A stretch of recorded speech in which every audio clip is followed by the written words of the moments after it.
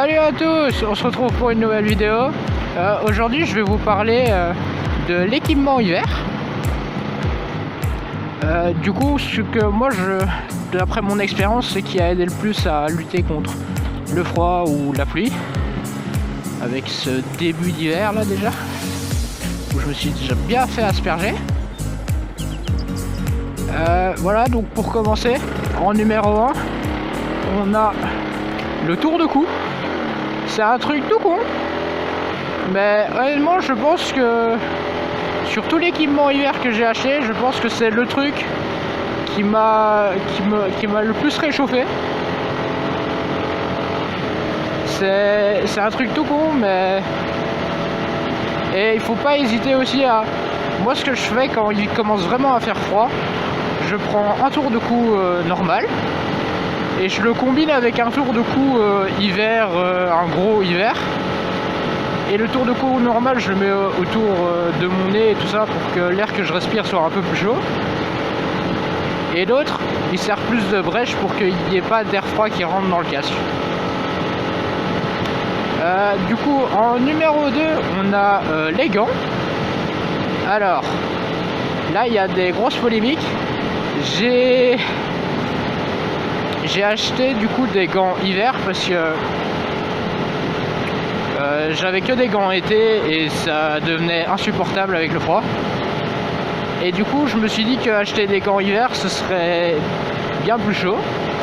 Alors effectivement ça nous protège plus du froid pendant un moment.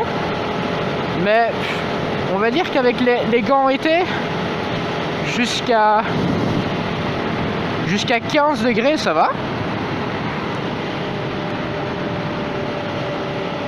Jusqu'à 15 degrés ça va, mais dès qu'on arrive près des 10 degrés ou des choses comme ça, pour plus de 10 minutes, ça devient aussi froid que si vous aviez les gants été.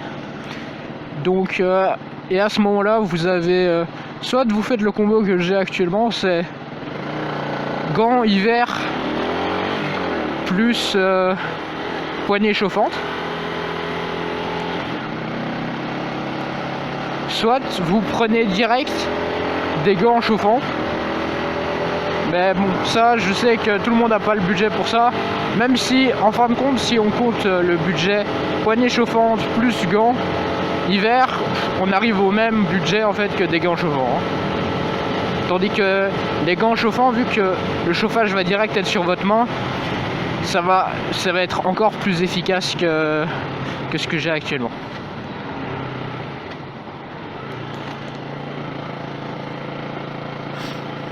Alors, le troisième truc, c'est des chaussures qui sont un peu plus grosses et qui résistent surtout à l'eau, parce que avec l'hiver, il y a la pluie, il y a la neige, il y a toute la merde dans tous les sens.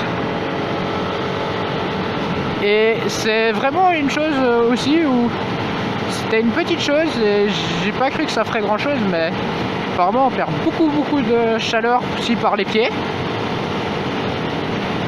Et surtout en fait quand ça devient humide, ça devient froid avec le vent qui souffle dessus, ça vous gèle les petits orteils, comme avec les gants on va dire. Si vous avez pas assez chaud aux doigts, ça devient dangereux en fait, parce que vous arrivez plus à freiner, vous arrivez plus à embrayer, ça devient vraiment un enfer.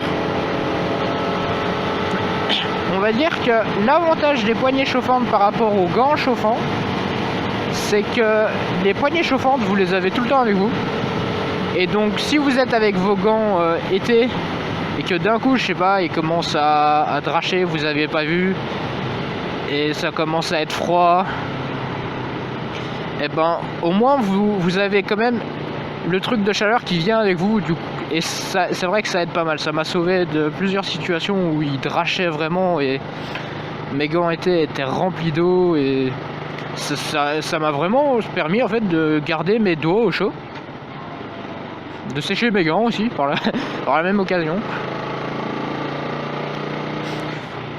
Alors du coup aussi, les deux derniers points.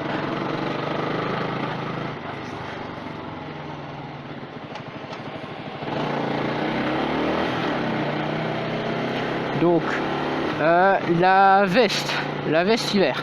Actuellement j'en ai une. Parce que j'avais seulement une veste été et mais c'est froid. Enfin c'est pas surtout que c'est froid, mais c'est plutôt que ça résiste pas vraiment à l'eau et dès que vous avez une drage c'est fini quoi. Alors que moi avec la veste ici, vous vous êtes gardé au chaud et en même temps vous êtes gardé au sec.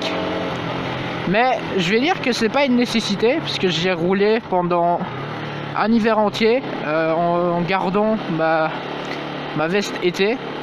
Après je vais dire que ça devient une nécessité quand vous avez un trajet de plus de 20 minutes par jour. Comme actuellement c'est à chaque fois 1 heure aller, 1 heure de retour là. Donc sur une journée ça fait beaucoup de kilomètres. Et avec la veste été pendant 20 minutes ça va encore. Mais c'est surtout dans vos doigts que vous allez commencer à le sentir. Parce que votre corps il va un peu lâcher les extrémités en se disant je dois réchauffer le plus important mec. Tes doigts ils ont qu'à crever tu vois. Du coup c'est pas nécessaire. Mais si vous avez les moyens d'en acheter, n'hésitez pas quoi. Alors aussi le pantalon. Le pantalon là, actuellement, j'ai toujours fait ça. Je switch en fait entre mon pantalon jeans Kevlar et mon pantalon en cuir normal. Mon pantalon en cuir, le truc qui est bien, c'est qu'il est résistant à l'eau, alors que mon pantalon en Kevlar, c'est pas vraiment le cas. Mais vu que je dois garder mon pantalon toute la journée parce que j'ai pas l'occasion de me changer, je switch avec les deux, je regarde s'il va pleuvoir de la journée et si c'est pas le cas, je prends celui en Kevlar. Hein.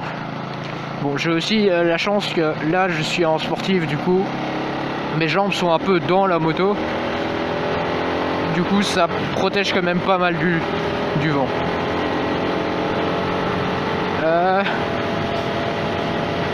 Alors aussi le point, le truc très important qui va aussi être assez dangereux, c'est que vous avez remarqué que avec la différence de température entre dans votre casque et dehors, il y a de la buée qui va commencer à se former sur votre visière et ça c'est vraiment quand vous n'arrivez plus à voir la voiture devant vous, ça devient vraiment un problème. Du coup à ça vous avez plusieurs options. Soit vous avez l'option d'un collant que vous foutez sur la visière, et c'est ce que un pote à moi avait. Le seul problème c'est que après un mois d'utilisation je pense, il a commencé à se décoller en pleine conduite. Sûrement peut-être de l'eau qui s'est mis en dessous du collant, ou il a peut-être pas bien dégraissé sa visière avant. Mais en tout cas ça lui a coûté presque autant qu'un pinlock, mais ça n'a pas du tout fait le même effet quoi. Alors c'est vraiment un truc que je vous conseille d'acheter une visière où vous pouvez installer un pinlock. Le pinlock va dans le temps, il va pas toujours à fond protéger de la buée. Par exemple là j'en ai un, et on va dire que les premières 45 minutes ça va, mais c'est vraiment les 5 dernières minutes de trajet ou les 15 dernières minutes de trajet que j'ai où là ça commence à s'embuer. Mais l'utilité avec le pinlock, c'est que vous allez toujours avoir 2 trous au niveau des yeux qui vont rester clairs. Donc c'est pas souvent où c'est toute la visière qui s'embue, il reste des parties où vous pouvez voir, donc c'est assez pour le temps restant.